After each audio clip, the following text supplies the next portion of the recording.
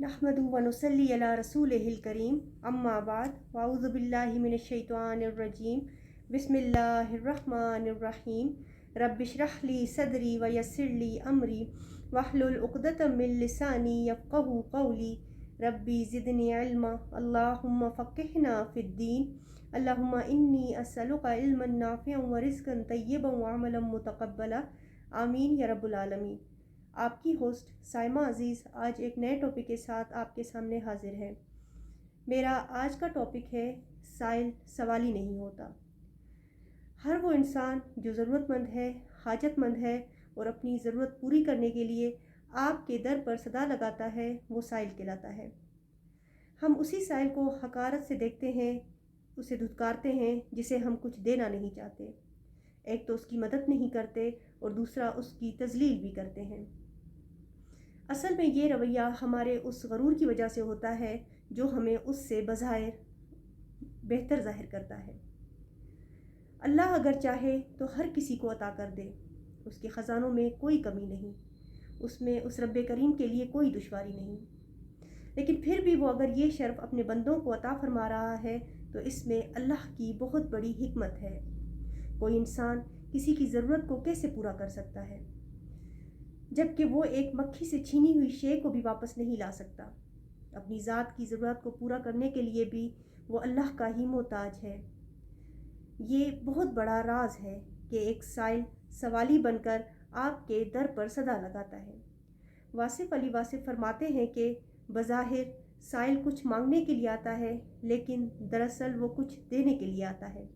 हम पहचान नहीं पाते, हम गाफिल होते हैं, मगरूर होते हैं, इसलिए पैगाम से महरूम रह जाते हैं जो सिर्फ साइल के ज़रिए से हम तक पहुंचता है। एक साहिली इंसान को बखील होने से बचाता है। एक साहिली की वजह से रिज़्क़ में बरकत होती है। देखा जाए तो हर इंसान साइल है, मगर सवाली वो तब बनता है जब उसका हक़ उसे नहीं दिया जाता।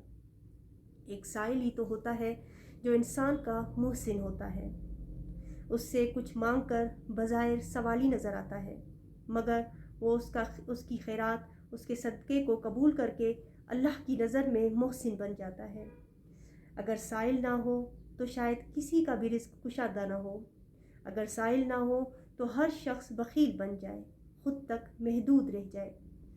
बाज़ औक़ात ऐसा भी होता है कि इंसान कुछ भी देना ना चाहे, मगर अल्लाह उस बंदे से कुछ न कुछ साइल को दिलवा ही देता है, और वही ज़रिया होता है जिससे हमें हर शे में वुसअत मिलती है। साइल को सवाली समझकर झड़कने से पहले ज़रूर सोचें, ये सवाली है या इसको देने से तेरी कोई हाजत पूरी होनी है। सवाली तू है या वो साइल। साइल के शुक्रगुज़ार बने। वो आपके दर पर लाया गया है, वो खुद से नहीं आया बल्कि भेजा गया है। अल्लाह की रहमत होती है जो हमारे दर पर सदा लगाती है, हमें बुलाती है, हमें पुकारती है, हमें समझाती है कि गाफिल मत बनो।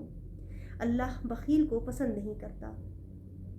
किसी के सवाल को पूरा करना आपका काम है, और कोई कितना हाजतमंद है, कितना ज़रूरतमंद है, ये तय करना अल्लाह का काम है। अता करने वाली ज़ात को देखो, उसने तुम्हें अता किया और फिर उसका एहसान कि उसने इस काबिल बनाया तुझे कि तू किसी को कुछ दे सके।